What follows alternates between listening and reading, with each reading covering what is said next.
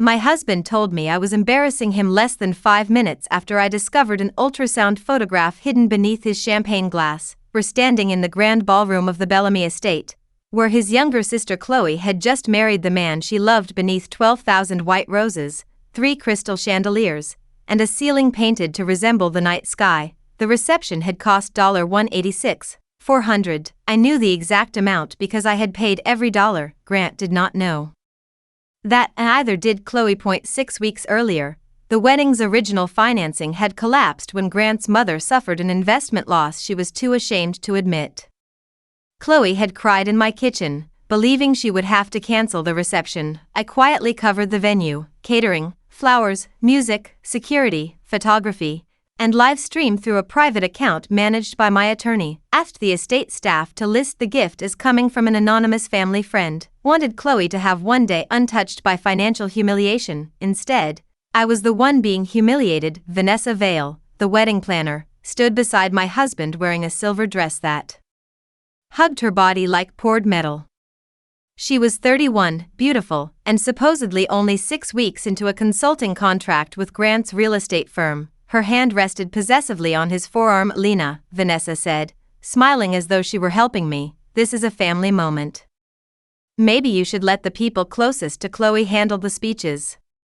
I had been asked to give a toast by Chloe herself, but when I reached the microphone, Vanessa had intercepted me and claimed the schedule had changed. Grant approached before I could object. You've already made enough of a scene, he said quietly. What scene?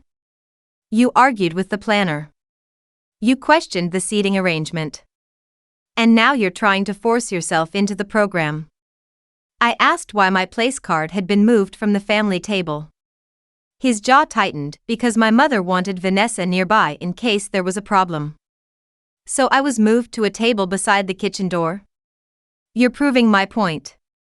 The band continued playing, but several nearby guests had turned toward us. Grant leaned closer. You don't know how to behave around people like this.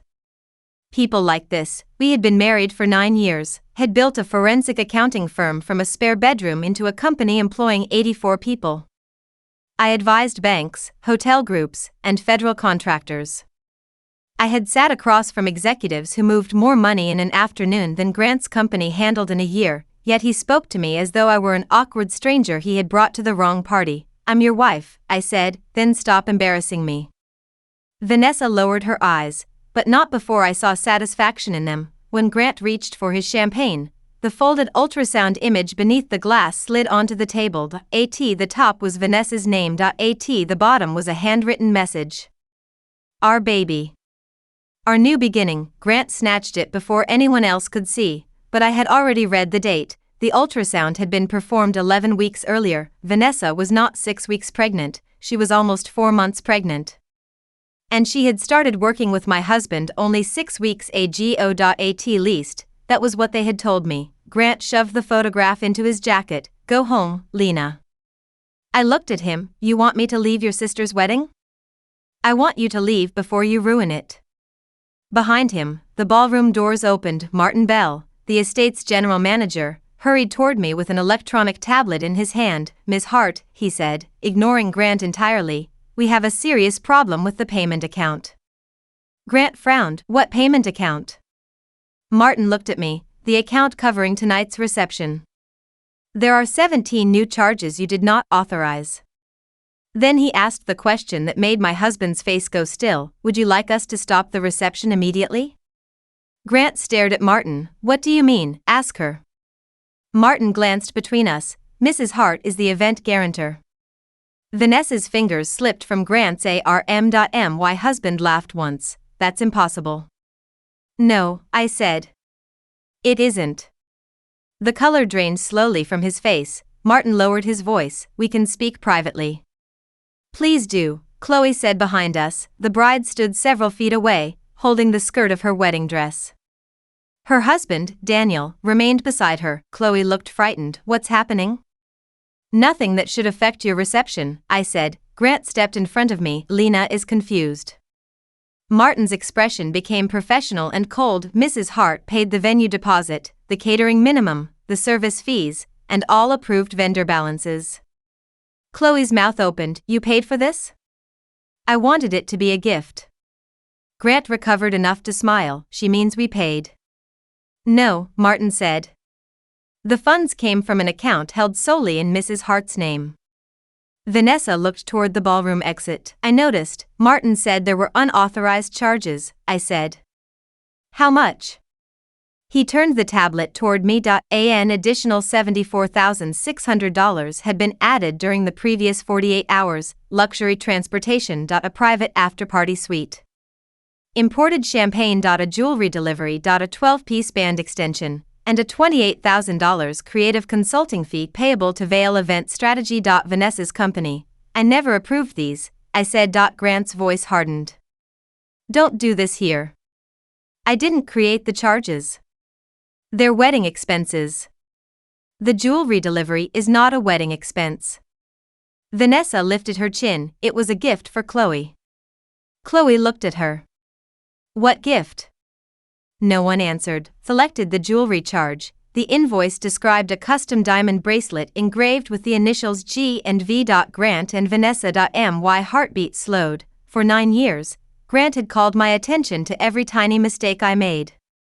He complained when I overpaid for groceries, when I forgot to use airline points, when I spent my own money restoring my grandmother's watch. Now he had tried to charge his mistress's diamond bracelet to the account I had opened for his sister's wedding.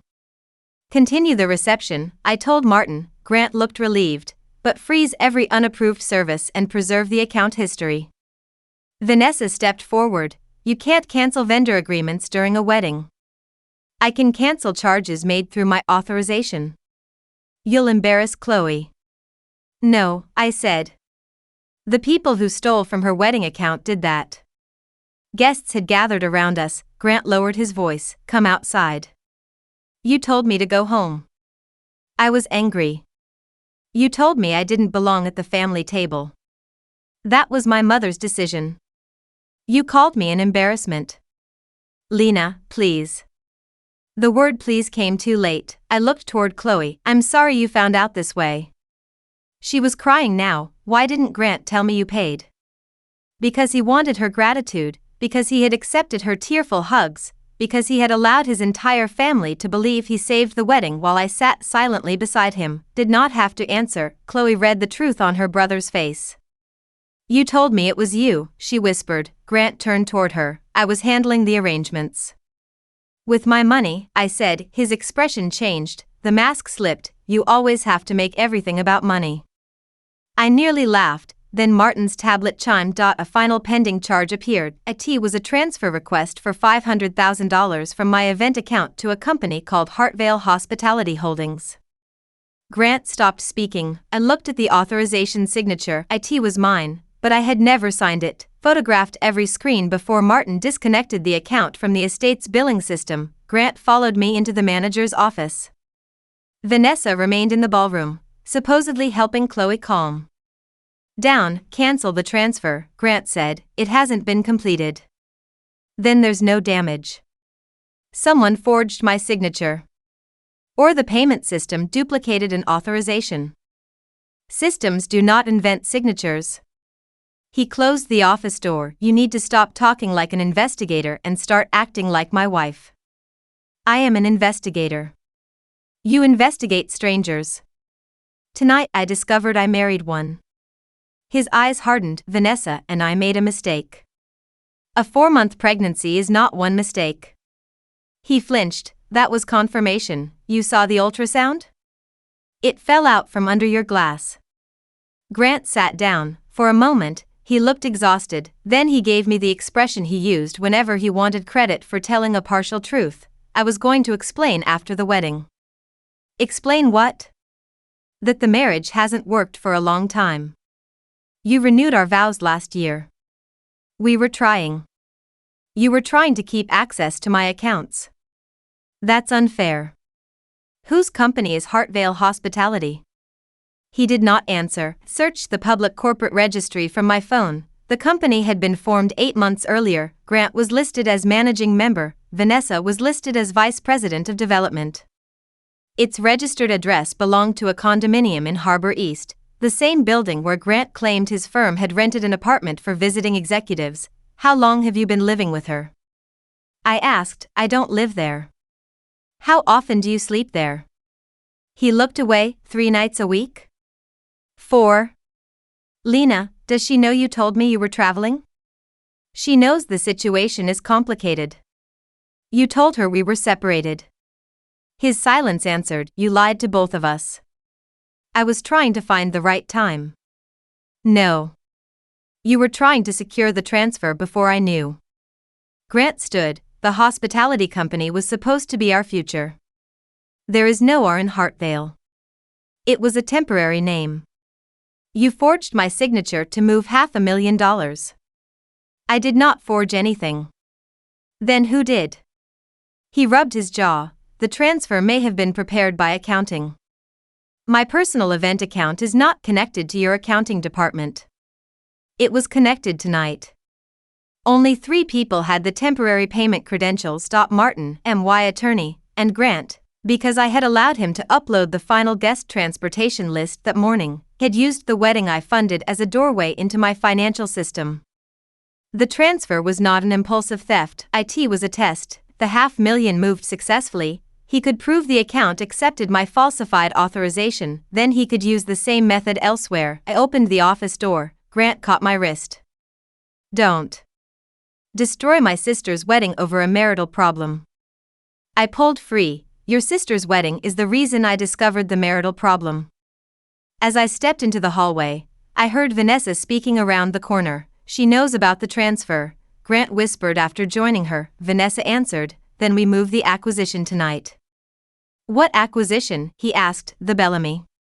My breath stopped. They were not merely stealing from the reception account, they were trying to buy the estate where the wedding was taking place. Remained behind the corner until their voices faded, then I returned to Martin's office. Who owns Bellamy Estate? I asked. He hesitated. The property is controlled by Bellamy Preservation Partners. Who is trying to buy it? Martin stared at me. How did you know there was an offer? Because my husband's mistress just mentioned an acquisition. He shut the door. 3 days ago, an investment group submitted a confidential offer. The board planned to review it Monday.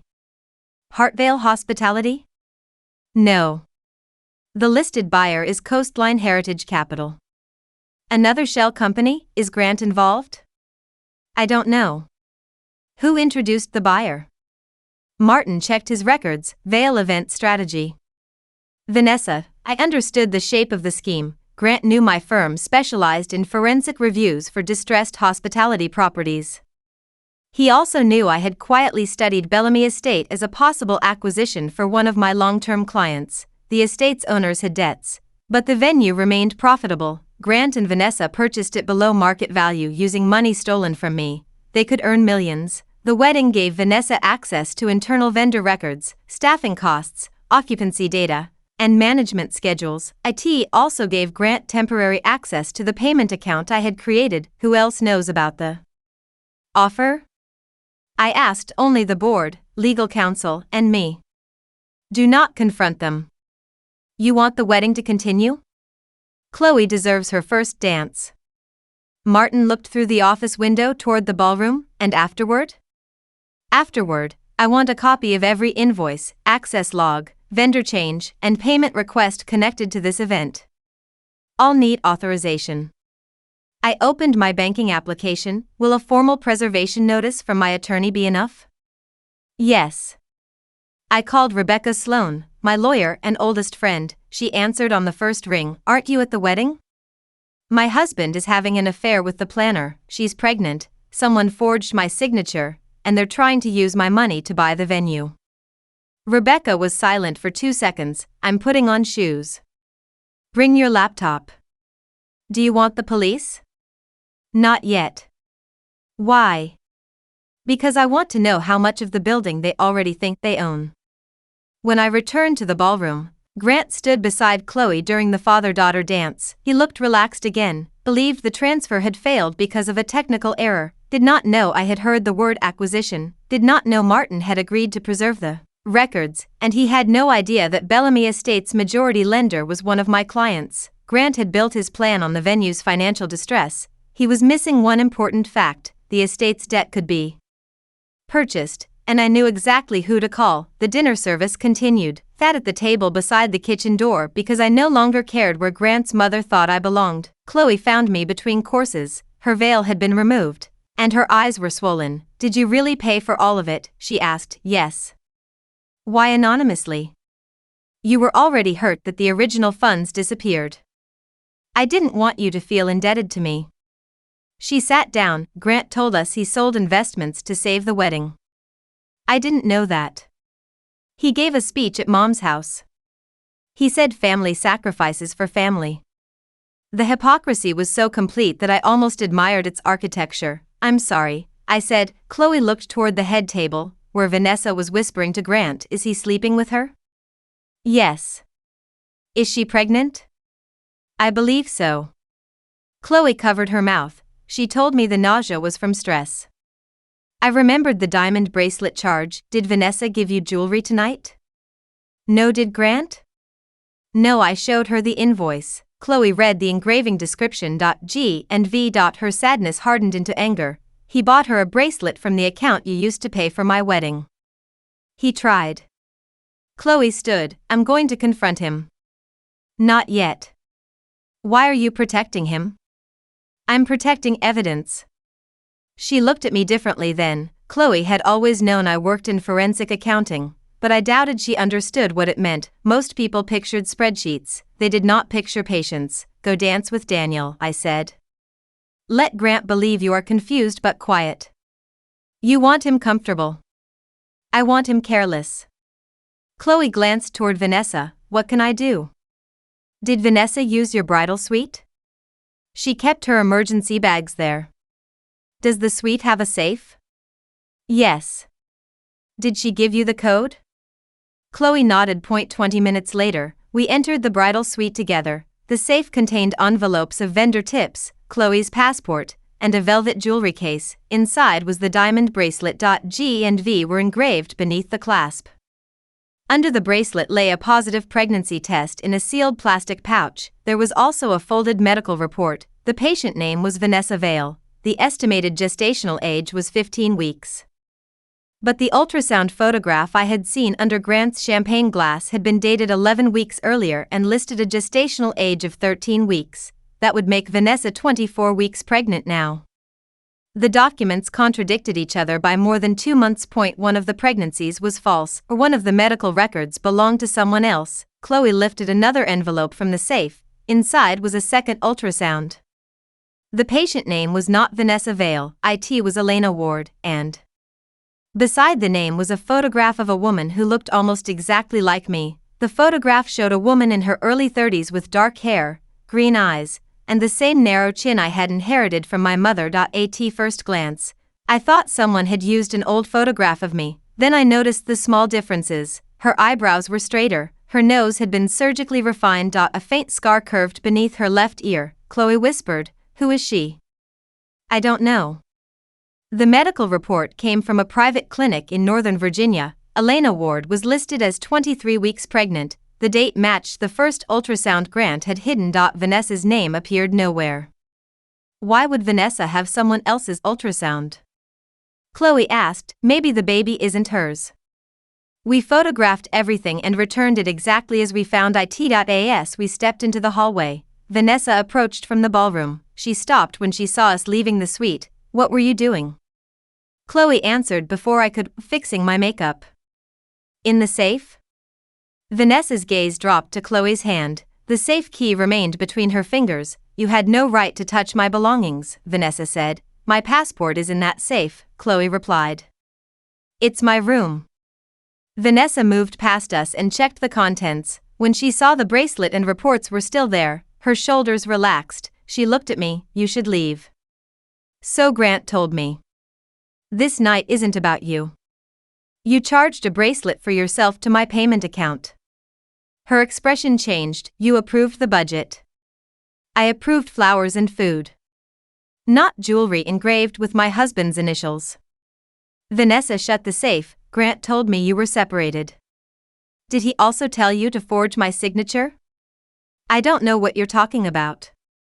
"Who is Elena Ward?" For 1 second, Fear appeared in her eyes, then it vanished. I've never heard that name. You should practice lying without holding your breath. She stepped closer. You think you're smarter than everyone because you count money. No. I think people reveal themselves through what they do with it. Vanessa smiled, then count carefully. You may discover Grant spent much more on me than a bracelet. She walked away. Chloe stared after her. I hate her. Don't. Why not? Hatred makes you hurry. I looked toward the ballroom, where Grant was speaking with two men from the Bellamy board. The bride's reception had become an acquisition meeting. The fake invoices had become seed money. The affair involved a woman with my face. And someone had created two different pregnancy records. Rebecca texted that she had arrived. Her next message contained a warning. Grant filed an emergency notice claiming you misused marital funds to pay for this wedding. He is trying to freeze your accounts before midnight. Rebecca met me in Martin's office. She wore a black jumpsuit under a raincoat and carried enough equipment to open a temporary law practice. How romantic, she said after I summarized the evening. Adultery, forgery, corporate theft, and a wedding cake. Can he freeze my accounts? He can request temporary restraints if he claims you transferred marital property without consent. The reception was paid from an account funded before the marriage. Can you prove that tonight? Yes. My grandmother had left me a portfolio when I was 24. I kept those inherited funds separate throughout the marriage. The event account came from the sale of one inherited bond. Rebecca relaxed slightly, then Grant's claim fails eventually. But he may still create a temporary delay. He wants the delay. For the acquisition? I think so. If my accounts were frozen, I could not purchase Bellamy's debt or block Grant's offer. The emergency filing was not primarily about the wedding payment. It was designed to remove me from the financial board before Monday. Rebecca read the invoices and transfer request. The forged signature is good. That isn't a compliment. It means whoever created it had access to several real signatures. Grant has years of tax returns and contracts. Did he have your digital certificate? No, she pointed toward the approval page. This transfer was authenticated with a certificate issued yesterday. Someone had created a new digital identity in my name. What was used to verify it? Rebecca searched the certificate record. A driver's license scan. A social security number. A facial recognition video. That last one should be impossible, I said, unless you recorded it. I didn't. Rebecca looked at the photograph of Elena Ward. The woman had my face, not perfectly, but perhaps perfectly enough for a low-quality automated verification system. Vanessa had not simply been hiding another woman's ultrasound.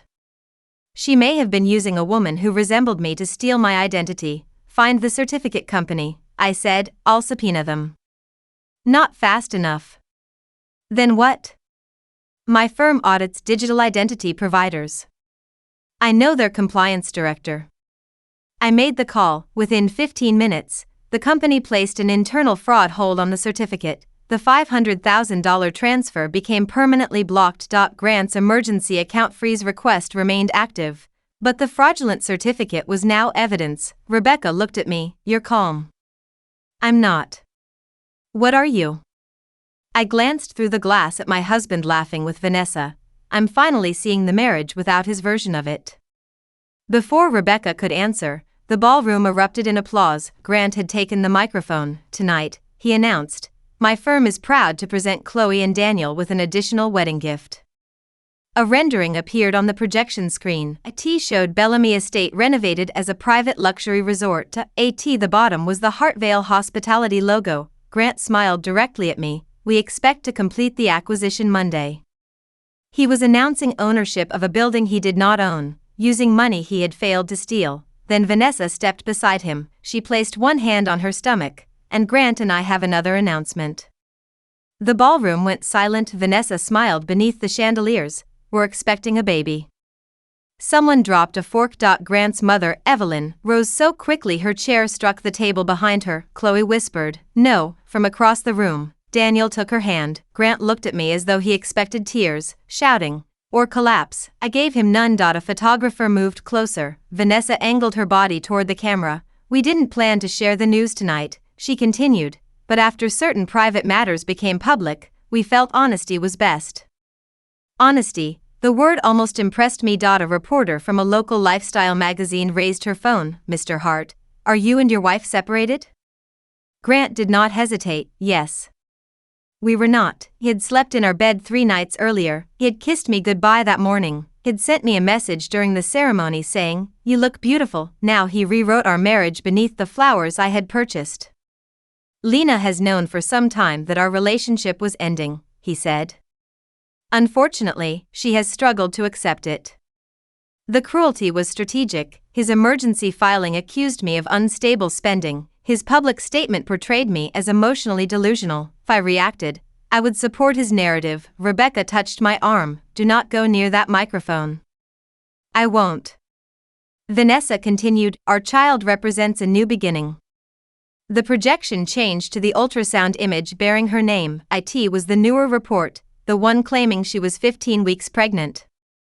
The other ultrasound, the one belonging to Elena Ward, remained hidden. Grant had displayed the version that supported their public timeline. Chloe walked onto the stage. For one hopeful second, I thought she would expose them. Instead, Grant hugged her before she could speak. His microphone remained live. Don't ruin your wedding, he whispered. Everyone heard him. Chloe stepped back. This is already ruined. She removed the family diamond earrings Grant had loaned her and placed them in his hand. Lena paid for tonight. The room reacted instantly. Grant's mother looked toward me. What does she mean? Chloe faced the guests. My brother told us he paid for the reception. He didn't. Lena did. Grant reached for the microphone. Chloe held it away. He also tried to charge Vanessa's diamond bracelet to Lena's account. Vanessa's smile vanished. I had asked Chloe to remain quiet. She had chosen truth instead. I could not blame her, but the timing gave Grant an opportunity. He looked toward the cameras. This is exactly the manipulation I warned you about. Lena has turned my sister against me. Then he pointed at me. She secretly spent nearly $200,000 on a wedding without telling her husband. Now she is using money to control my family. The guests turned. For a moment, I saw doubt, not because Grant's story made sense, because money made people uncomfortable, and he had offered them a simpler villain, the jealous rich wife, the unstable accountant, the woman who bought gratitude. Grant smiled faintly, believed he had taken the room back. Then every light in the ballroom went out. Chapter 9. The blackout emergency lighting flickered on near the exits. Guests screamed as the music stopped. Martin's voice came through the public address. System, please remain calm. The backup generator will engage shortly. I looked immediately toward the manager's office. The payment records, Rebecca understood, ran. The office door stood open. Martin was unconscious beside the desk. His tablet was gone. The external drive containing the preserved wedding account had been removed from the docking station. Knelt beside him, was breathing. Rebecca called emergency services. There was no blood, no visible injury, and no indication of what had caused his collapse. A half-empty glass of sparkling water sat beside his keyboard. We did not touch it. The blackout lasted 90 seconds. When the ballroom lights returned, Grant and Vanessa were gone. So was the jewelry case from the bridal suite safe. The ultrasound reports had disappeared with it. They knew we found them. Chloe said, how? I asked. She looked ashamed. I texted Daniel's mother that something terrible was happening. She may have told someone. Information moved quickly through frightened families. Grant could have learned in several ways. Paramedics arrived and transported Martin to the hospital. Police took statements but found no immediate proof that his collapse was intentional. Security footage from the corridor had vanished during the blackout. The reception live stream had stopped recording. The office's main computer had been remotely wiped. By midnight, the wedding was over. Guests departed through clusters of reporters. Grant's attorney delivered temporary court papers freezing 2 of my personal accounts pending a hearing. The forged transfer remained blocked, but I could not move enough money to purchase Bellamy's debt before Monday. The estate's board informed Rebecca that Hartvale's acquisition offer had already been accepted in principle. He'd lost the payment records, he'd lost the ultrasound documents, he'd lost the manager who could testify about the fraudulent charges, and Grant had successfully transformed his affair into a public story about my spending. At 1 in the morning, I returned to the ballroom. the flowers were beginning to wilt. Half-filled glasses stood on abandoned tables. The cake remained untouched except for the ceremonial slice. Found my original place card on the floor near the kitchen door. My name had been crossed out. Vanessa's name had been written on the back. Turned it over several times. The card felt unusually heavy. When I bent it, something small slid from between the layers. A memory chip. Alongside it was a handwritten note from Martin. The live stream saves locally before it uploads. Do not trust the office computer. The blackout had taken our obvious evidence. Martin had hidden the real recording inside the place card meant to humiliate me. Chapter 10. The recording. Rebecca and I watched the local wedding footage in my office at 3 in the morning. The cameras had recorded continuously until the blackout. The audio was better than the ballroom speakers suggested. Microphones had been placed beneath the head table, near the stage, and inside the service corridor for the videographers. He heard Grant call me embarrassing, heard Martin identify me as the event guarantor, heard the argument about the bracelet. Most importantly, we heard Grant and Vanessa speaking in the service corridor after I asked about the unauthorized charges. The certificate passed, Vanessa said, but the transfer didn't. She caught it too quickly. What about the acquisition funds? My investor is covering the deposit. Once Bellamy closes, we refinance through Lena's client bank. How? Elena finishes verification tomorrow. Grant lowered his voice. She's becoming difficult. She'll cooperate. She wants the baby records. What happens when Lena sees her? She won't. By Monday, Lena's accounts will be frozen and the Bellamy files will be sealed. Then Grant said, and after the baby? Vanessa laughed softly. You still think the baby is yours? The recording continued, but Grant did not answer for several seconds. What does that mean? He finally asked. It means you should focus on the company. Vanessa. Not here. Their footsteps faded. Rebecca paused the recording. The mistress told your husband the baby may not be his. She also referred to Elena as someone who wants baby records. Elena may be the pregnant woman. Or she carried a different child. We continued listening. 10 minutes before the blackout, another voice entered the service corridor. A man, the Bellamy board signed, he said. Vanessa answered, then cut the power on my signal.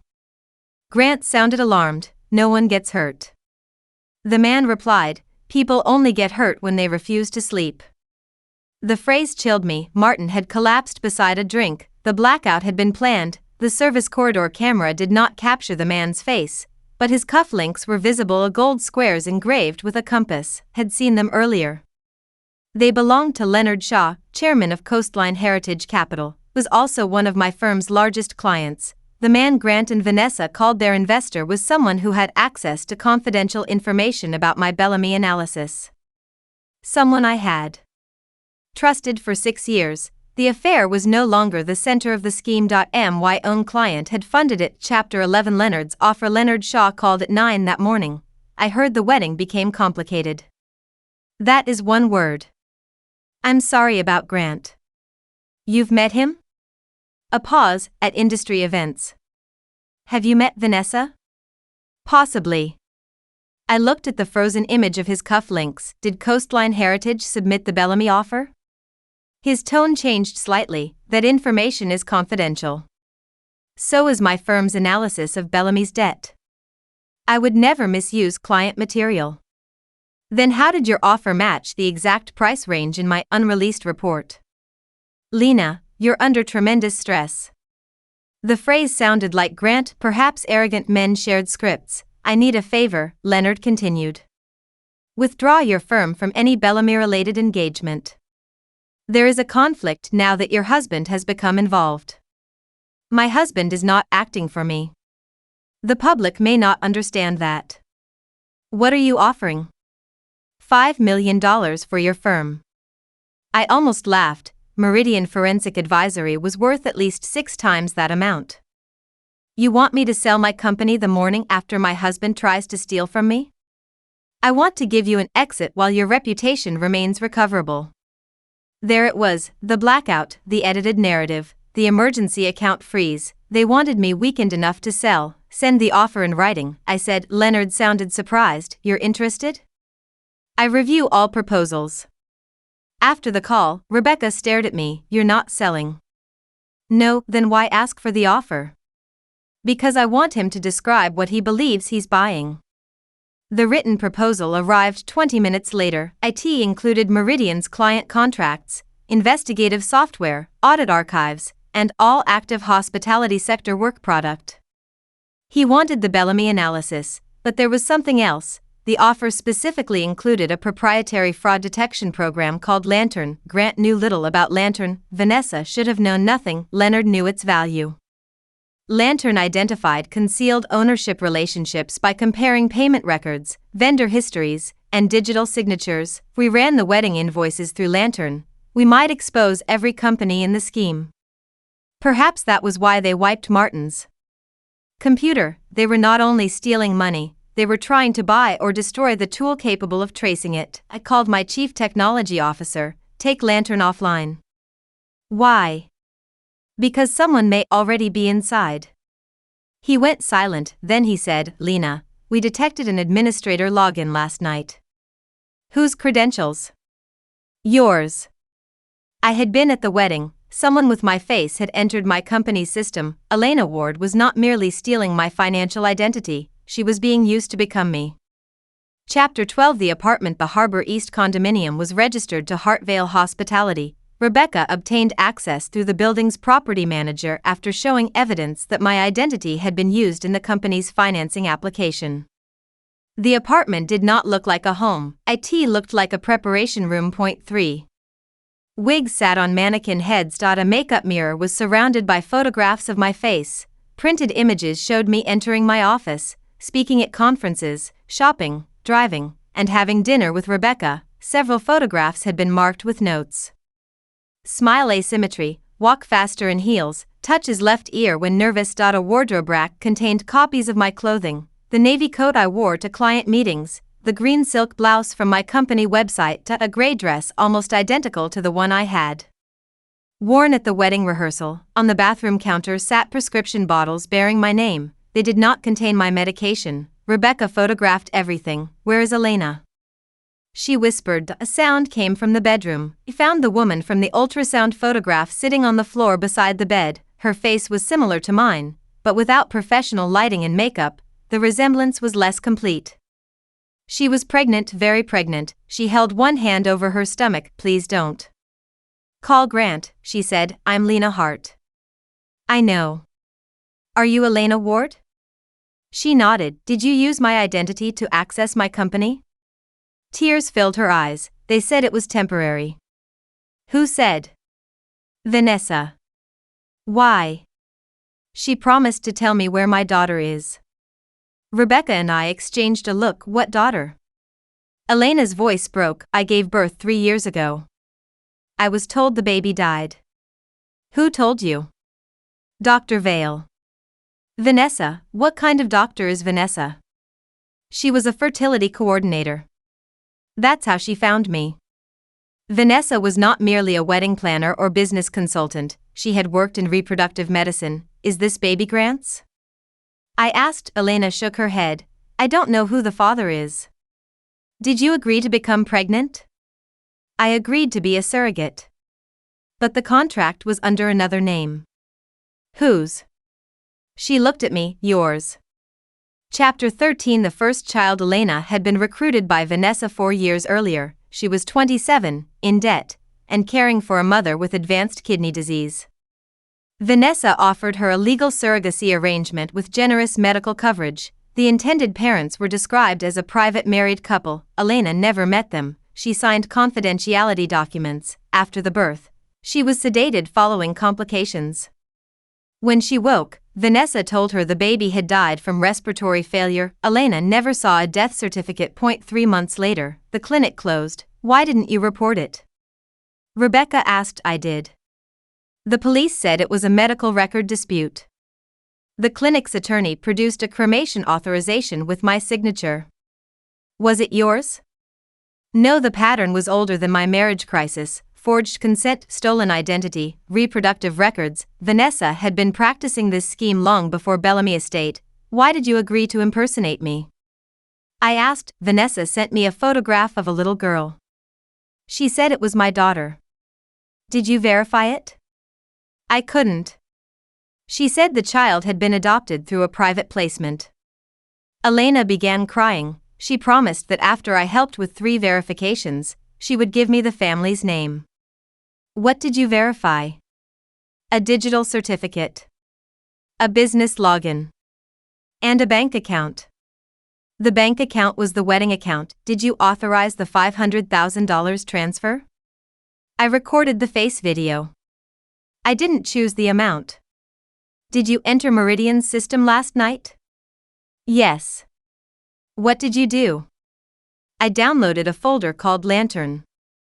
My stomach tightened. Where is it? Vanessa took the drive. Did you delete anything? She told me to, but I didn't know how. That was the first good news. Elena touched her stomach. This pregnancy was supposed to be another surrogacy. For whom? She stopped answering me after the transfer.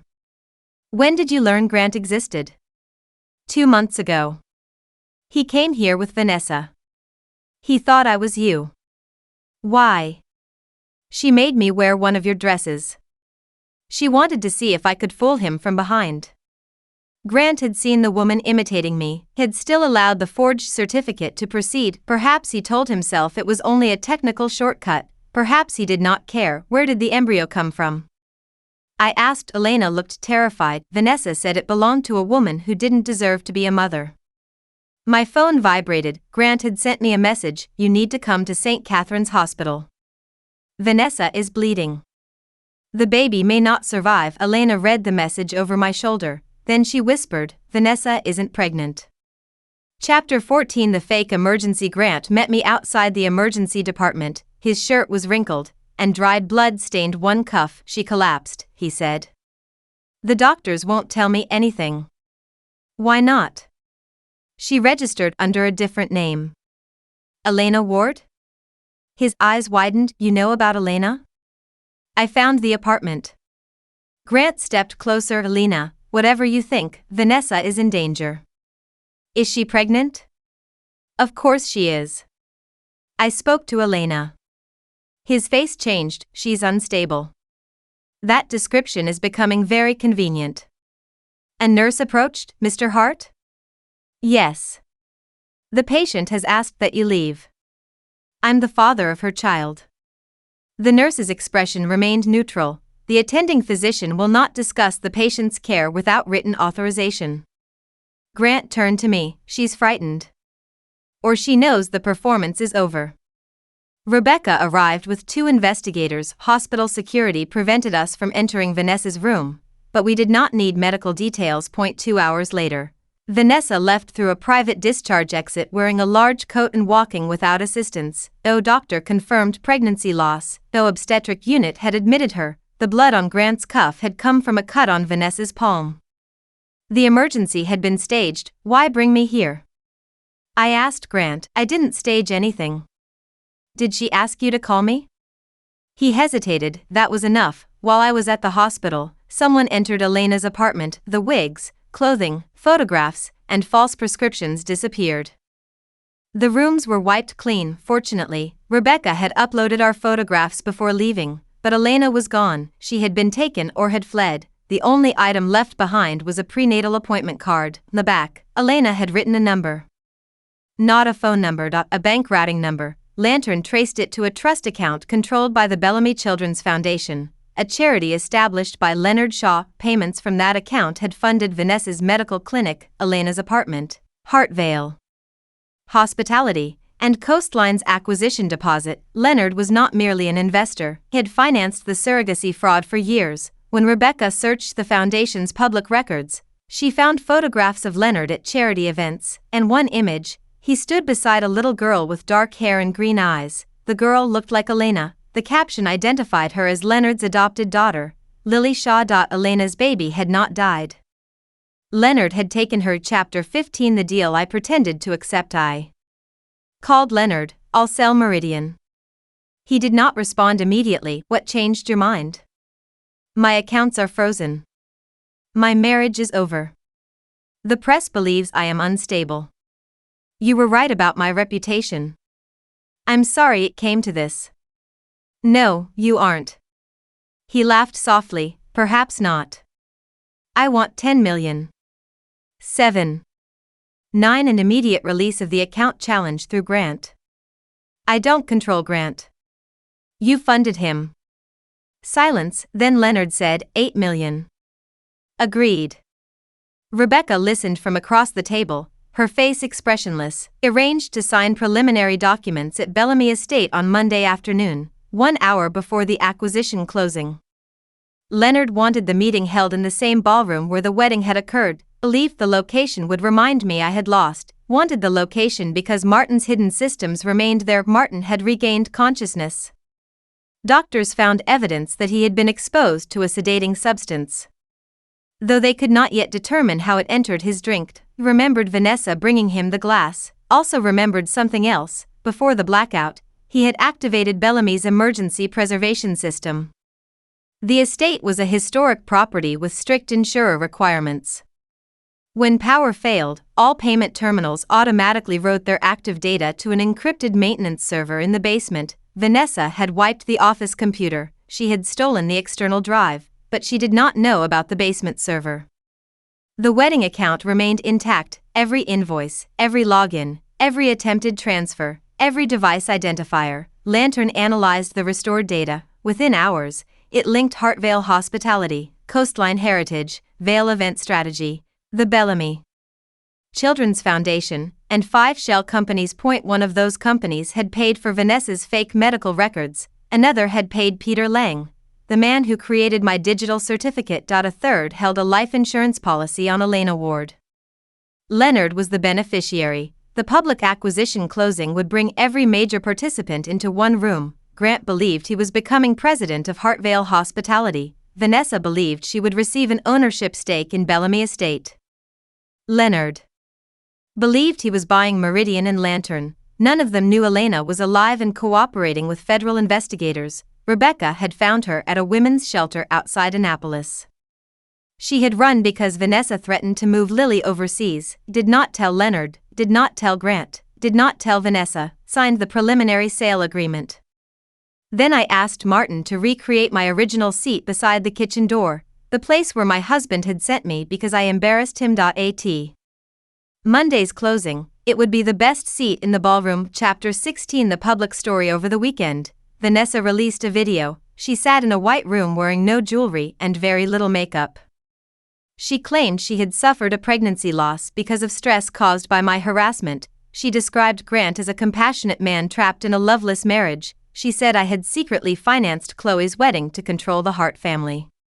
She displayed the diamond bracelet and claimed Grant had bought it as a sympathy gift after the miscarriage. The video received 3 million views. Grant filed for divorce. His petition accused me of financial abuse, surveillance, intimidation, and interference with medical care. He requested a share of Meridian's sale proceeds. The timing was deliberate. I sold the company while we were married. He would argue the proceeds were marital property. My board panicked. 2 Directors urged me to accept administrative leave until the scandal ended. 1 Major client suspended our contract. Leonard's offer suddenly appeared less like an insult and more like a rescue. That was the story he wanted everyone to believe. Rebecca and I did not release the wedding audio. Not yet. Needed Vanessa confident enough to attend the closing. Chloe publicly defended me. She posted a photograph of the reception contract showing my account as the payer. Grant's supporters accused her of betraying her brother. Evelyn Hart called me, "You've destroyed my children." Grant lied to Chloe about paying for her wedding.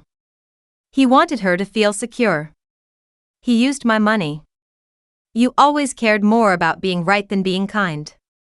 I thought about 9 years of swallowing insults to preserve peace. No, I said. I cared more about being quiet than being safe.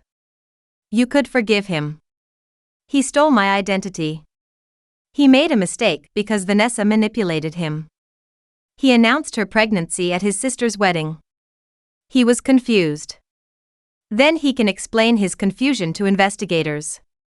Evelyn began crying. I felt sorry for her, but pity was not permission. After the call, I found an envelope on my front step. Inside was my grandmother's watch. The one Grant claimed had been lost during our last move. A note was wrapped around it. Sold everything else you trusted him to store.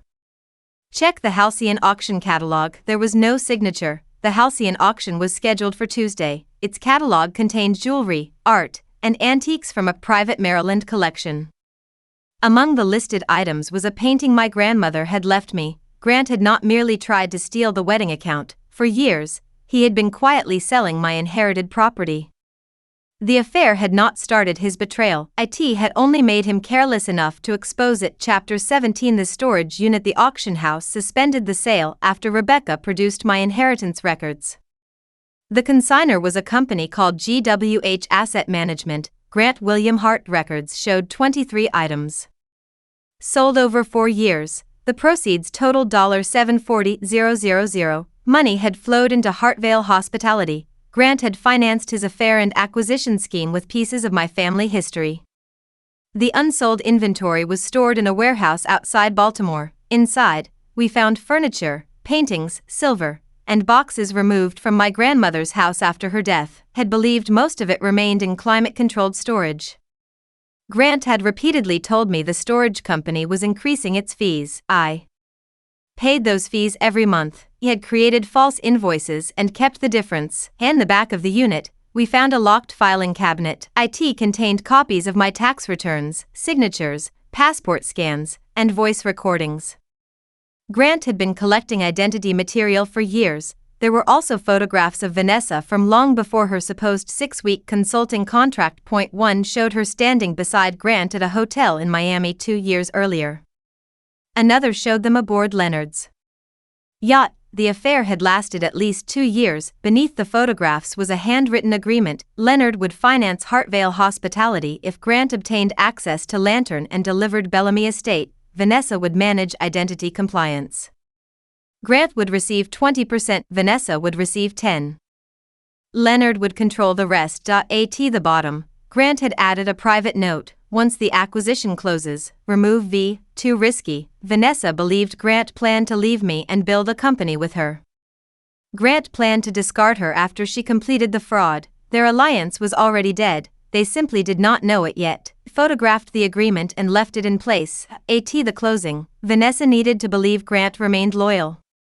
Grant needed to believe Vanessa still controlled Elena. Leonard needed to believe both of them were disposable. Their lies had kept the scheme together. The truth would separate them more effectively than any accusation. That evening, Grant came to the house. He stood outside the locked gate. I know you found the storage unit, he called. I spoke through the intercom. You sold my grandmother's painting. I invested the money in your mistress. In our future. There is no future. There could be. He sounded almost sincere. Sell Meridian, he said.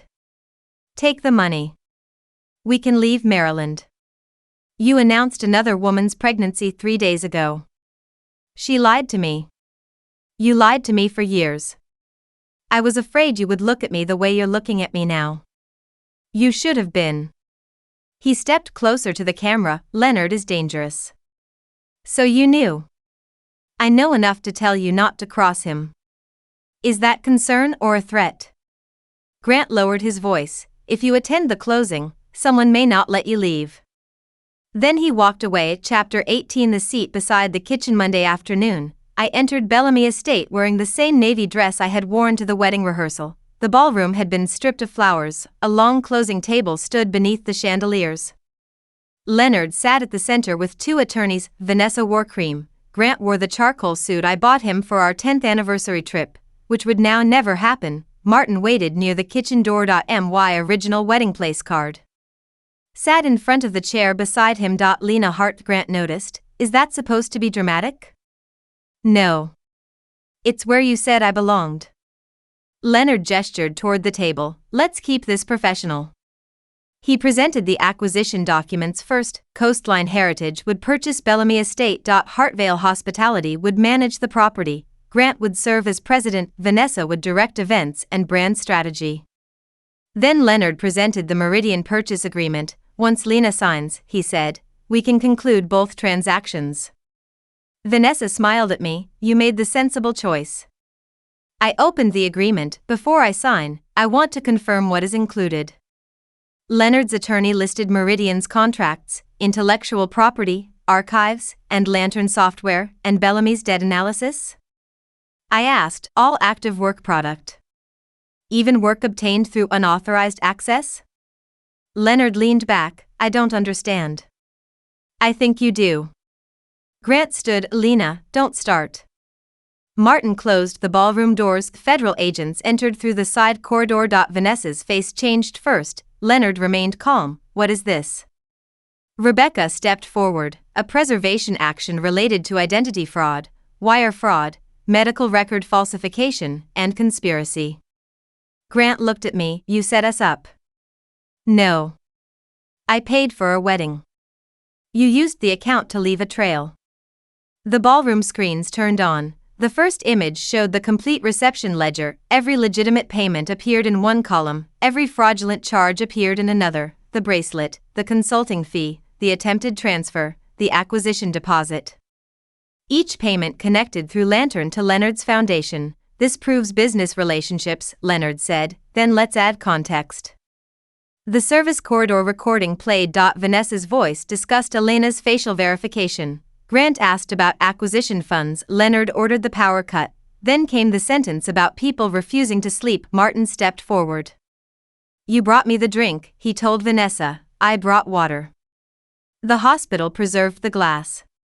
Her eyes moved toward Leonard. He did not look at her. Grant whispered, Vanessa, what did you do?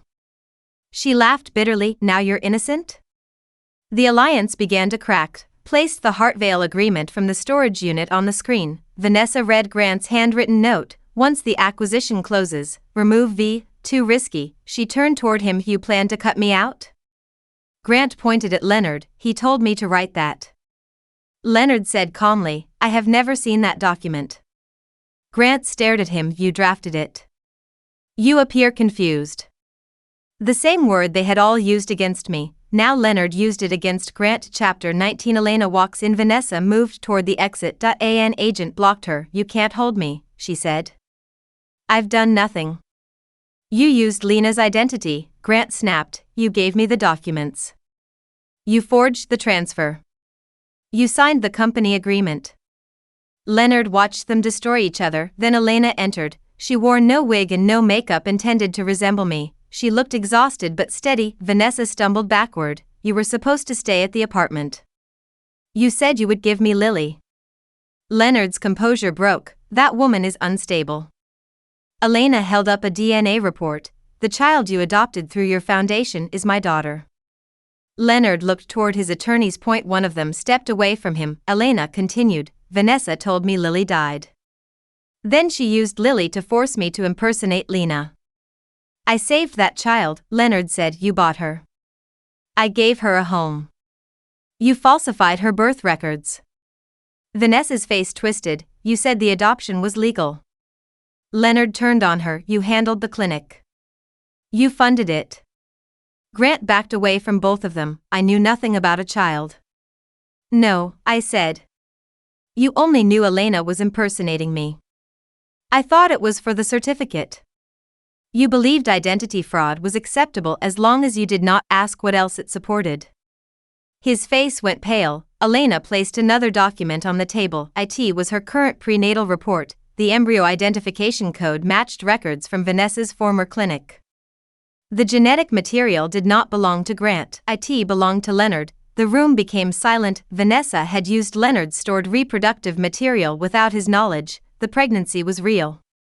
But neither Vanessa nor Grant carried the connection they had announced at the wedding. Elena was carrying Leonard's biological child. Leonard stared at the report. That is impossible. Vanessa smiled for the first time since the agents entered. You said blood made people obedient. What did you do? I created leverage. Grant looked physically ill. The ultrasound under my glass belonged to Elena, Vanessa said. I changed the name. You told me it was my baby. I told you what made you useful. The public pregnancy announcement had been another transaction. Grant had believed a child would justify leaving me and strengthen his claim to Hartvale. Vanessa had used the lie to control him. Leonard had used both of them to reach Meridian. And all three had underestimated the woman paying the wedding invoices. Chapter 20. The last invoice. Leonard's attorneys attempted to stop the presentation. The agents allowed us to continue because the closing meeting had been arranged with their knowledge. Displayed the final wedding invoice, the $28,000 consulting fee to Veil Event Strategy. Vanessa had created it as a way to move money from my account. But the invoice contained a vendor identification number reused from her former fertility clinic. Lantern matched that number to 73 payments over 4 years. Those payments funded falsified surrogacy files, illegal identity services, private housing for Elena, and Leonard's adoption arrangement. The wedding invoice was the missing bridge. Without it, the fertility scheme and Bellamy acquisition appeared separate, because Vanessa had been greedy enough to charge her private company through my reception account. She connected them.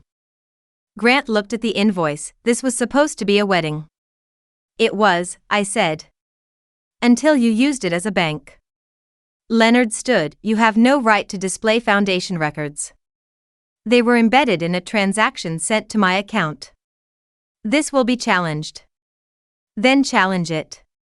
He stared at me with a coldness that finally revealed the person beneath the polished philanthropy. You think this ends with one meeting? No, I looked toward the agents. I think it begins with several investigations. Leonard was escorted into a private room for questioning. Vanessa was placed under arrest based on an existing sealed warrant tied to medical identity fraud. Grant was not arrested immediately. His lawyers argued that he had been manipulated and lacked knowledge of the fertility crimes, but the wedding transfer, digital certificate, storage unit records, and acquisition agreement remained his responsibility. He lost the Hartvale position before he ever held it. Coastline's offer collapsed. Bellamy's board canceled the sale. The acquisition deposit was frozen. The Meridian sale agreement remained unsigned. Rebecca tore it in half. Grant watched her. What happens now? He asked me. To Bellamy? To us. There is no us. You can't erase 9 years. I don't have to. I only have to stop giving them my future. He looked toward the chair beside the kitchen door. You planned all of this after the wedding? No, I picked up the place card. You planned it when you tried to steal from the woman who paid for the room. Chapter 21. The bride chooses a side. Chloe arrived at Bellamy after the agents had removed Vanessa. She had insisted on coming despite Daniel's concern. When she saw Grant, she stopped. You announced a fake pregnancy at my wedding. Grant stood. Chloe, I was lied to. You lied to me first. I wanted you to have a beautiful day. Lena gave me the beautiful day. I managed everything. You stole credit for her gift. I was trying to protect the family. Chloe laughed through tears. That sentence sounds exactly like Mom. Evelyn Hart entered behind her. She had come to defend Grant. Instead, she found the closing documents, agents, and cancelled acquisition. This has gone far enough, Evelyn said. Grant needs his family. Chloe looked at her mother. So did Lena when he humiliated her. He made mistakes. He stole from her. He was under pressure. He sold her grandmother's things. Evelyn's face changed. Grant had not told her. Chloe removed a small box from her purse. Inside was the diamond bracelet. Investigators had recovered it from Vanessa's hotel room that morning. Chloe placed it on the table. This was charged to my wedding. Grant stared at the bracelet. Vanessa handled the account. Your initials are on it. She ordered it. You let Lena sit beside the kitchen while your mistress wore jewelry bought with Lena's money. Grant lowered his head. Chloe turned to me. I don't know how to apologize for my family. You don't have to apologize for what other adults chose. I believed him when he said he paid. He wanted you to. I should have asked. You were getting married. Trusting your brother was not a crime. She hugged me. For years, Grant had suggested his family merely tolerated me. At his sister's wedding, he tried to prove I did not belong. Now Chloe stood beside me while her brother stood alone. Family had not rejected me, he had. There was a difference. Evelyn approached me after Chloe left. Will Grant go to prison? I don't know. Can you help him? I could lie. She flinched. I'm not asking you to lie. You're asking me to soften the truth. He's still your husband. Only until the court finishes the paperwork. She looked toward Grant. I raised him better. No, I said gently. You raised him to believe consequences could always be negotiated by a woman who loved him. Evelyn began crying. For the first time, I did not rush to comfort her. Some grief needed to remain where it belonged.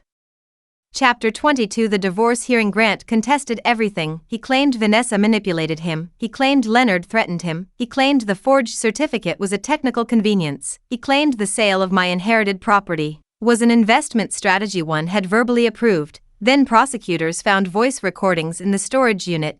Grant had recorded me during ordinary conversations. He isolated words and phrases that could be assembled into false authorizations. The recordings destroyed his final defense. He pleaded guilty to identity theft, wire fraud, theft of separate property, and conspiracy related to the Bellamy transaction, received a prison sentence, restitution obligations, and a permanent ban from serving as an officer of a regulated financial company.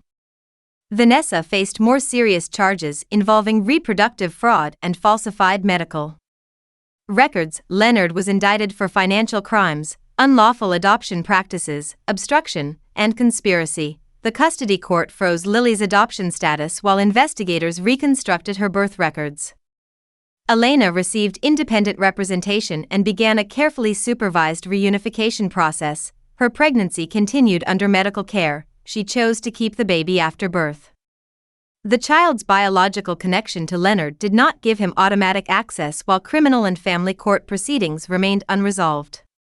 Bellamy Estate entered temporary receivership. My firm assisted the board in rebuilding its finances under an independent engagement that excluded me from direct audit decisions. I did not buy the estate. People expected me to. They expected revenge to end with ownership. But I had never wanted Bellamy as a trophy, wanted it protected from the people who treated beautiful places and vulnerable people as assets waiting to be controlled. The final divorce hearing. Grant sat across from me in a gray suit. You look different, he said before the judge entered. I sleep better. I loved you. You loved what my life gave you. I made terrible decisions. Yes. Vanessa made me believe I could become someone bigger. You already had a wife, a home, and work you claimed to value. I felt small beside you. I considered that, for years, I had minimized my successes because Grant became distant when clients praised me, let him introduce my firm as a bookkeeping company, laughed when he called my work boring, sat beside the kitchen door at family events. Not because I lacked power, because I believed love required me to hide it. I never made you small, I said. You chose theft because earning your own place felt slower. The judge entered. Our marriage ended 31 minutes later. When I walked outside, the sky was bright enough to hurt my eyes. For the first time in 9 years, no one was waiting to tell me I was standing in the wrong place. Chapter 23. What the wedding cost. The final cost of Chloe's wedding remained $186,400. Fraudulent charges were reversed. Insurance covered part of the blackout-related loss. The Bellamy board returned the unused portion of my contingency deposit. Chloe offered to repay me. I refused. The gift was never the mistake, I told her. Keeping it secret was. She smiled sadly. Would you do it again? Pay for the wedding? Yes. I thought about the ballroom, the humiliation, the ultrasound, the forged transfer, Martin unconscious on the floor, the place card containing the hidden recording. Yes, I said. But I would tell you. Chloe and Daniel held a private anniversary dinner 6 months later. Only 20 people attended. They placed me at the center of the family table. Speeches mentioned sacrifice. No one claimed credit for the meal. Martin returned as Bellamy's general manager after recovering. He installed stronger payment controls and placed a framed copy of my old place card inside his office. Beneath it, he added a small plaque. Best evidence is often found where someone wanted you to feel invisible. Meridian survived. The clients who left were replaced by institutions that valued the fact that my own systems had exposed a fraud targeting me. I refused acquisition offers, promoted my chief technology officer, and gave employees an ownership share. Lantern became the basis of a non-profit initiative helping small organizations detect shell company fraud. Bought my grandmother's painting back from the auction house. When it returned, I noticed a crack in the frame. Inside was a folded letter written years earlier and my grandmother had addressed it to me. Lena, never confuse a person needing your light with a person loving you. Some people stand close only to cast a larger shadow. Hung the letter beside the painting. Grant had sold nearly everything she left me, but he had missed the most valuable part. Chapter 24 Vanessa's confession. Vanessa requested a meeting before sentencing, almost refused. Rebecca advised me to attend only if I wanted answers, not closure. Met through glass at the detention center. Vanessa looked older without makeup and calculation. Grant says you ruined his life, she began. Do you agree? No. Grant ruined his life because he thought consequences were for people without lawyers. Why did you choose him? I didn't choose him. Leonard did. She explained that Grant had appeared in Meridian's orbit through marriage. Leonard needed someone who could access my home, signatures, devices, and personal history without raising suspicion. Vanessa approached Grant at an industry conference. She praised his ideas. She introduced him to investors. She made him feel more important than he felt beside me. The affair came after the manipulation began, but Grant had embraced both eagerly. He told me you didn't understand him, Vanessa said. He told me you were only a consultant. We both believed the lies that benefited us. What was the pregnancy announcement supposed to accomplish? It made your marriage publicly unrecoverable. Leonard wanted you isolated before he offered to buy Meridian. And the ultrasound? Elena's. Why create a second report under your name? To make the timeline look consistent with when Grant claimed our relationship began. You planned to fake a miscarriage? Yes. At the hospital? Yes. Did you intend to blame me? Her eyes dropped to yes. I felt no surprise, only exhaustion. Why charge the bracelet to my wedding account? Grant promised me ownership in Bellamy. I wanted proof that he would choose me publicly, even if no one knew what the bracelet meant. That invoice exposed the entire network. I know. Greed had created the trail, vanity had preserved it. You almost succeeded, I said. Vanessa looked at me. No. We succeeded for years. That's worse. Before the guard ended the meeting, she pressed her hand against the glass. Leonard did not build the network. Who did? He inherited it. From whom? She smiled without warmth. Ask why your grandmother's painting was in Grant's storage unit before he ever listed it for sale. The guard led her away, returned home and removed the painting from the wall. Behind the newly repaired frame, carved into the wood, was the same compass symbol engraved on Leonard's cuff links. Chapter 25 The compass. The symbol belonged to an organization called North Compass Trust. Publicly, it had dissolved 20 years earlier. Privately, its subsidiaries had invested in fertility clinics, private adoption agencies, identity verification companies, and distressed historic properties. Across 6 states, my grandmother had served on its board. Rebecca and I spent weeks reviewing old records. North Compass had originally been created to fund housing for women leaving abusive relationships. Over time, new directors transformed it into something else. They offered medical assistance and private adoption support. They also created opportunities to control birth records, identities, property, and inheritances. Leonard's father had been a director, so had Vanessa's former clinic supervisor. My grandmother resigned shortly before her death. The painting may have contained records or access information. Grant had sold other inherited items, but he kept the painting longer than the rest. Perhaps Leonard instructed him to search it. Perhaps Grant never found what he needed. Removed the canvas professionally. A thin envelope had been sealed inside the wooden stretcher. T contained a list of names. Elena Ward appeared near the bottom. So did 7 other women. Beside each name was a child's birth date and an adoption reference number. The top of the list was my mother's name. Marjorie Elaine Porter, child transferred, 1988. My mother's name was not Marjorie Porter. Her name was Diane Mercer, or that was what I had always believed. I called her, she answered on the 4th ring. Lena? Were you adopted? Silence. Where did you find that name? Inside Grandma's painting. My mother began to cry, not quietly, not carefully. The sound came from somewhere I had never heard. She promised she destroyed those records. Who promised? Your grandmother. Why is Leonard's symbol on the frame? I can't explain this over the phone. Then come here. No, Mom, women had their children taken. I know. How? Another long silence, then she whispered, because I was one of those children. The compass was not only connected to Leonard, it was connected to my family, and my grandmother had spent the final years of her life trying to hide or expose what North Compass had done. Before my mother could explain further, someone knocked on her door. She stopped speaking. Are you expecting anyone? No, don't open it.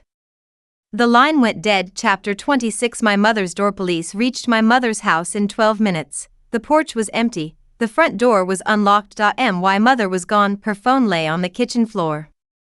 There was no sign of violence. A cup of coffee remained warm beside an open photograph album. One photograph had been removed. The empty page. My mother had written a date, June 14, 1988. Rebecca traced the date to a fire at a North Compass maternity residence outside Richmond. Official reports stated that 3 women and 1 infant died. Bodies were publicly identified. My mother had been born 2 days before the fire. The list inside my grandmother's painting said she had been transferred, not adopted, transferred. Security footage from a neighboring house showed my mother walking voluntarily toward a black sedan. The driver's face was hidden. Before entering the vehicle, she looked directly at the camera and lifted one hand. She was wearing my grandmother's watch. The same watch. Anonymously returned to me before the auction, and why mother had sent it. She had known Grant was selling my inheritance. She had also known North Compass remained active. Why had she said nothing? Fear. Perhaps. Or guilt. 2 hours after her disappearance, an encrypted email arrived. The sender used my mother's account. It contained one sentence. The wedding was not where they began watching you. It was where they realized you could see them. Attached was a photograph of me at age 6, stood beside my grandmother outside a white building. Behind us was the North Compass symbol. In the photograph, my grandmother held my shoulder. A woman with Vanessa's eyes stood in the doorway, and beside her was a little girl who looked exactly like me. The back of the scanned photograph, someone had written, Lena and Lauren. One family must never know there were 2. Chapter 27. The second name I had no memory of a girl named Lauren. Why birth certificate listed a single live birth. Hospital archives showed no twin delivery. Why mother had always described my birth as uncomplicated. Yet the photograph was real. A forensic examiner confirmed it had not been digitally altered. The date stamp placed it 6 years after I was born. The girl beside me wore the same dress in a different color. Her hair was cut shorter.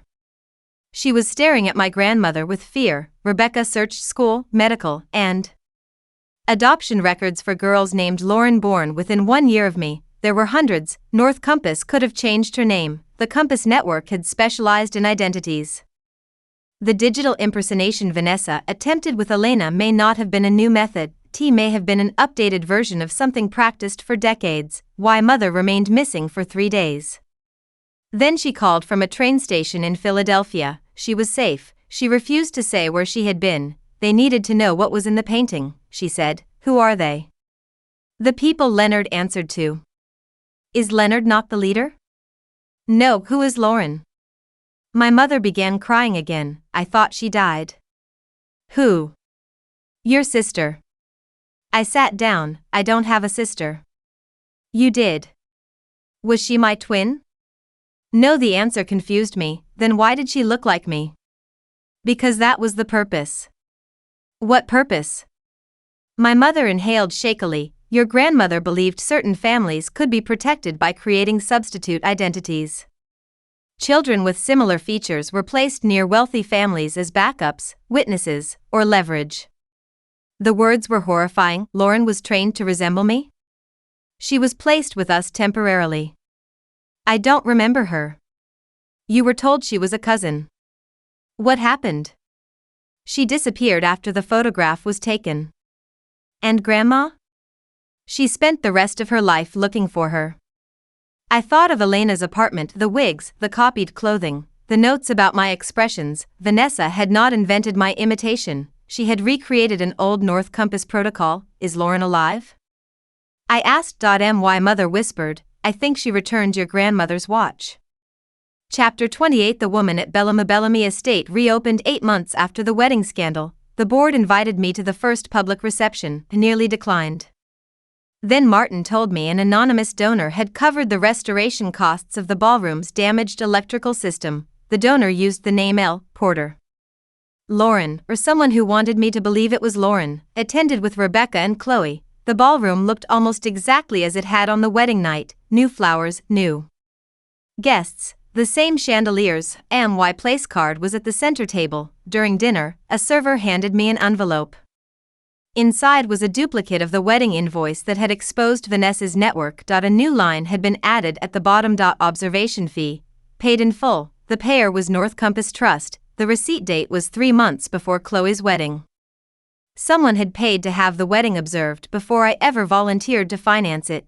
The reception had not become part of the scheme by accident. IT had been selected as a controlled environment. The guest list, security plan, live stream system, and family conflicts offered access to everyone around me. My anonymous payment had disrupted their assumptions. Because I paid the vendors directly, their fraudulent charges entered an account I monitored. Had Grant paid as everyone believed, the invoice trail might never have reached me. My secret gift had saved me. IT had also revealed me to the people still operating North Compass. The ballroom lights dimmed for a historical presentation. A woman sat down in the empty chair beside me. She had dark hair, green eyes, and my grandmother's watch around her wrist. She looked enough like me that Chloe stopped breathing. The woman smiled. Grant always hated that you paid for the wedding, she said. Who are you? You know the name they gave me. Lauren? She turned toward the screen. I sent the watch. I sent the auction warning. And I placed the memory chip inside your place card.